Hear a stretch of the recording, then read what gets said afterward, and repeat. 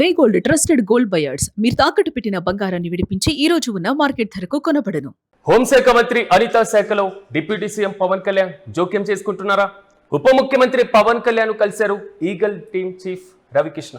ప్రధానంగా సైబర్ నేరాలతో పాటుగా సోషల్ మీడియాను దుర్వినియోగానికి పాల్పడేటువంటి వారిపైన తీసుకుంటున్నటువంటి చర్యలను వివరించారు రవికృష్ణ. పంచాయతీరాజ్ శాఖ మంత్రికి నివేదిక ఇవ్వడం పైన పోలీస్ శాఖలో కూడా తీవ్ర చర్చ జరుగుతుంది. అసలు పంచాయతీరాజ్ శాఖలో హోంశాఖ వింగ్ ఏర్పాటు చేశారు పవన్ కళ్యాణ్. హోంమంత్రి అనితకు ఉన్నటువంటి అధికారాలపైన కూడా రాష్ట్ర వ్యాప్తంగా చర్చ జరుగుతుంది.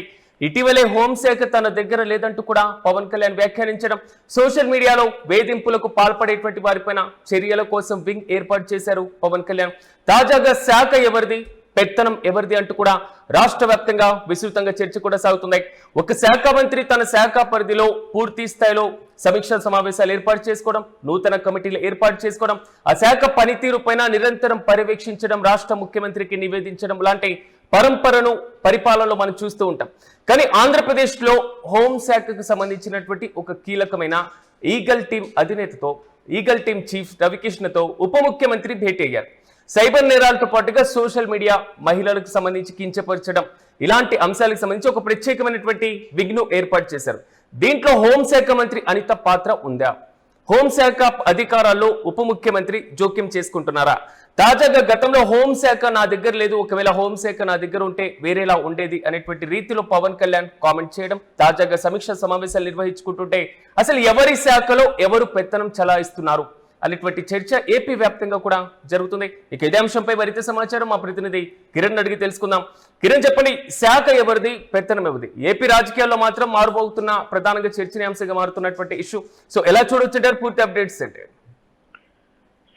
హోంమంత్రి అనిత శాఖలో డిప్యూటీ సీఎం పవన్ కళ్యాణ్ జోక్యం చేసుకుంటున్నారనే ప్రచారం ఊపందుకుని, అయితే ఎవరి శాఖ ఎవరిది, పెత్తనం ఎవరిది అంటూ రాష్ట్ర స్థాయిలో విపరీతమైన చర్చ జరుగుతుంది. ఇక్కడ ప్రధానంగా హోంశాఖ మంత్రిగా ఉన్న అనిత పరిధిలో ఈగల్ టీం కానీ, ఈగల్ టీం అనిత పరిధిలో ఈగల్ టీం పనిచేస్తుంది.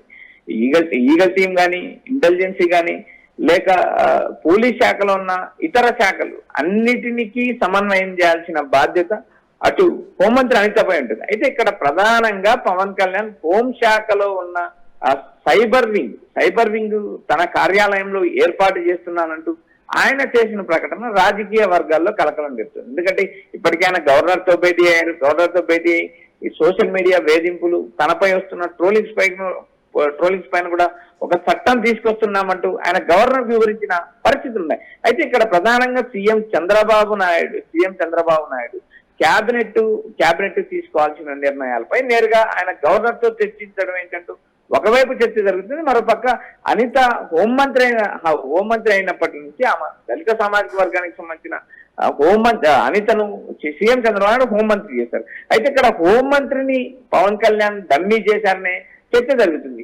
హోంశాఖకు సంబంధించిన అధికారులు, హోంశాఖ పరిధిలో ఉన్న వ్యవహారాలు పవన్ కళ్యాణ్ చేతికి ఎలా వెళతాయి, పవన్ కళ్యాణ్ ఎలా పర్యవేక్షిస్తారు, అసలు సైబర్ వింగ్ పవన్ కళ్యాణ్ తన కార్యాలయంలో ఏర్పాటు చేయడానికి గల అధికారాలు ఏంటంటే రాష్ట్ర వ్యాప్తంగా చర్చ జరుగుతుంది. ఒకవైపు అధికారుల్లో చర్చ జరుగుతుంటే మరోవైపు ప్రజల్లో కూడా విస్తృతమైన చర్చ జరుగుతుంది. దళిత సామాజిక వర్గానికి సంబంధించిన అనిత శాఖకు సంబంధించిన వ్యవహారంలో పవన్ కళ్యాణ్ జోక్యం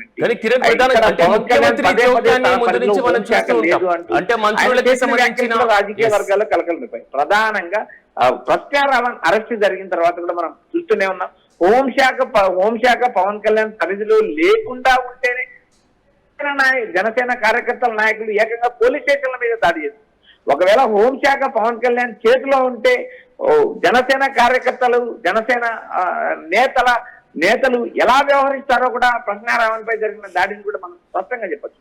రాష్ట్ర వ్యాప్తంగా అనిత శాఖలో పవన్ కళ్యాణ్ జోక్యం ఏంటి, శాఖ ఎవరిది, పెత్తనం ఎవరిది అనే అంశం పైన రాష్ట్ర వ్యాప్తంగా విస్తృతంగా చర్చ నడుస్తుంది.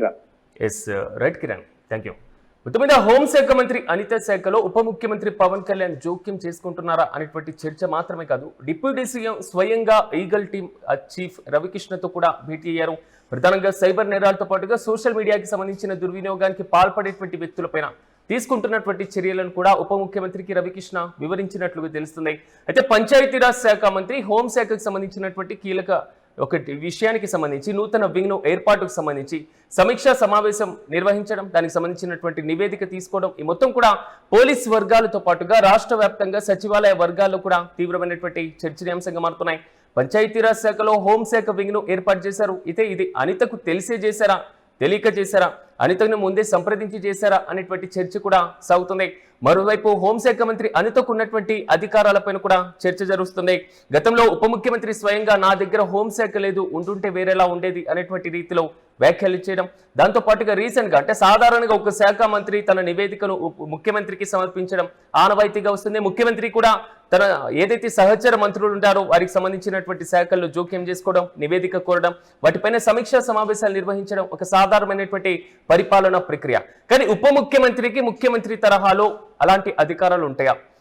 తను కేటాయించినటువంటి శాఖకు ఆయన మంత్రిగా మాత్రమే బాధ్యతలు వహించేటువంటి అవకాశాలు అయితే చాలా స్పష్టంగా ఉంటాయనేది మాత్రం రాజకీయ విశ్లేషకుల దగ్గర నుంచి వస్తున్నటువంటి అభిప్రాయం. కానీ ఇటీవలే హోంశాఖ తన దగ్గర లేదంటూ పవన్ చేసినటువంటి వ్యాఖ్యలతో పాటుగా తాజాగా సోషల్ మీడియాలో వేధింపులకు పాల్పడేటువంటి వారిపైన చర్యల కోసం ఒక ప్రత్యేకమైనటువంటి వింగ్ ను కూడా ఏర్పాటు చేశారు. అయితే ఇది స్వాగతించదగ్గ విషయం అయినప్పటికీ తన శాఖ పరిధిలో కాకపోవడం మాత్రం కొంతవరకు చర్చనీయాంశంగా మారుతుంది. శాఖ ఎవరికి కేటాయించారు, శాఖ ఎవరి బాధ్యతలు నిర్వహిస్తున్నారు, ఎవరు దాంట్లో పెత్తనం చేస్తున్నారంటూ కూడా రాష్ట్ర వ్యాప్తంగా విస్తృతంగా చర్చ జరుగుతుంది. మరి దీనిపైన హోంశాఖ మంత్రి అనిత ఏ విధంగా స్పందించబోతున్నారు? నిజంగా శాఖల్లో జోక్యం ఆంధ్రప్రదేశ్ రాజకీయాల్లో సాగుతుందా, లేదా కేవలం పరిపాలనాపరమైనటువంటి విధానాల్లో భాగంగానే తమ శాఖ పరిధిలో మాత్రమే ఇలాంటి నిర్ణయాలు తీసుకుంటున్నారో మనము వేచి చూద్దాం.